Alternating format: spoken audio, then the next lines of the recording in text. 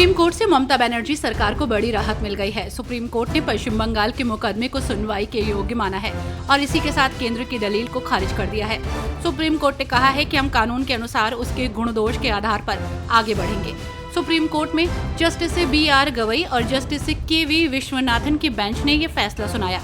Supreme court ने पश्चिम बंगाल के उस वाद को विचारणीय माना जिसमें आरोप लगाया गया है कि राज्य द्वारा सामान्य सहमति वापस लिए जाने के बावजूद CBI मामलों की जांच कर रही है। राजस्थान में आज भजनलाल सरकार वित्त वर्ष 2024-25 का आम बजट विधानसभा में पेश कर रही है। बजट में काशी विश्वनाथ की तरह खाटू श्याम जी मंदिर का कॉरिडोर बनाने की घोषणा की गई है। इसके साथ ही राजस्थान रोडवेज में 1650 कर्मचारियों की भर्ती की भी घोषणा की गई है। बजट में पर्यटन कला और संस्कृति को लेकर भी कई घोषणाएं की गई है। पंजाब और हरियाणा हाई कोर्ट ने शंभू बॉर्डर खुलवाने का आदेश जारी कर दिया है।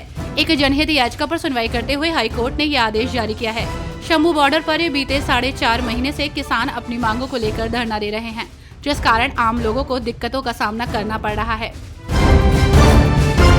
मुस्लिम तलाकशुदा महिला भी CRPC की धारा 125 के तहत गुजारे भत्ते के लिए अपने पति के खिलाफ याचिका दायर कर सकती है। सुप्रीम कोर्ट ने अहम फैसला सुनाते हुए कहा कि ये कानून हर धर्म की महिलाओं पर लागू होता है। CRPC की धारा 125 में पत्नी, संतान और माता पिता के भरण पोषण को लेकर जानकारी दी गई है। विधानसभा चुनाव से पहले महाराष्ट्र सरकार ने राज्य और केंद्र सरकार की विभिन्न कल्याणकारी योजनाओं को बढ़ावा देने के लिए 50,000 युवाओं की भर्ती करने का फैसला किया है। ये योजना दूत नागरिकों को सरकारी योजनाओं का लाभ उठाने में सहायता करेंगे। उच्च और तकनीकी शिक्षा मंत्री चंद्रकांत पाटिल ने ये राज्य विधान परिषद को बताया। हेमंत सोरेन एक बार फिर झारखंड के मुख्यमंत्री बन गए हैं। हेमंत सरकार ने अपना कार्यभार संभाल लिया है। हेमंत सोरेन के दोबारा CM बनने के फैसले के बाद से बाबूलाल मरांडी उन पर हमलावर हैं। झामुमो नेताओं को पार्टी की पालकी ढोने वाला बताने के बाद अब उन्होंने हेमंत सरकार को लुटेरी बता दिया है। उन्होंने कहा कि ये सरकार झारखंड की जनता को सिर्फ लूट रही है।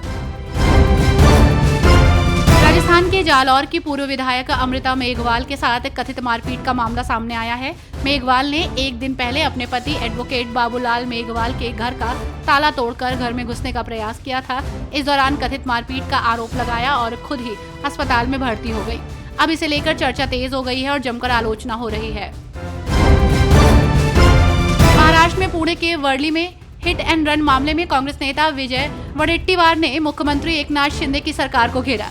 उन्होंने राज्य सरकार और पुलिस पर इस मामले को दबाने की कोशिश करने का आरोप लगाया। कांग्रेस नेता के अलावा शिवसेना नेता संजय राउत ने भी इस मामले में अपनी प्रतिक्रिया दी। संजय राउत ने राज्य सरकार पर निशाना साधते हुए कहा कि इस मामले में आरोपी को बचाया जा रहा है। हिमाचल प्रदेश में 3 विधानसभा सीटों के लिए आज मतदान हो रहा है। हमीरपुर, देहरा और नालागढ़ में हो रहे मतदान के नतीजे 13 जुलाई को आएंगे। देहरा से CM सुक्खू की पत्नी कमलेश ठाकुर कांग्रेस की उम्मीदवार हैं। उपचुनाव में मतदान के लिए कुल 315 मतदान केंद्र हैं। तीनों सीटों पर 13 प्रत्याशी अपना भाग्य आजमा रहे हैं और ऐसे में सभी की निगाहें इस सीट पर टिकी हुई हैं। दिल्ली की मंत्री आतिशी ने बाढ़ की तैयारियों की समीक्षा के लिए लोहा पुल और यमुना बाजार के निचले इलाकों का दौरा किया है। इस दौरान उन्होंने कहा कि पिछली बार ये इलाका सबसे पहले बाढ़ग्रस्त हुआ था। आज हमने राजस्व और सिंचाई विभाग के अधिकारियों के साथ यहां स्थिति का जायजा लिया। दिल्ली सरकार पूरी तरह तैयार है।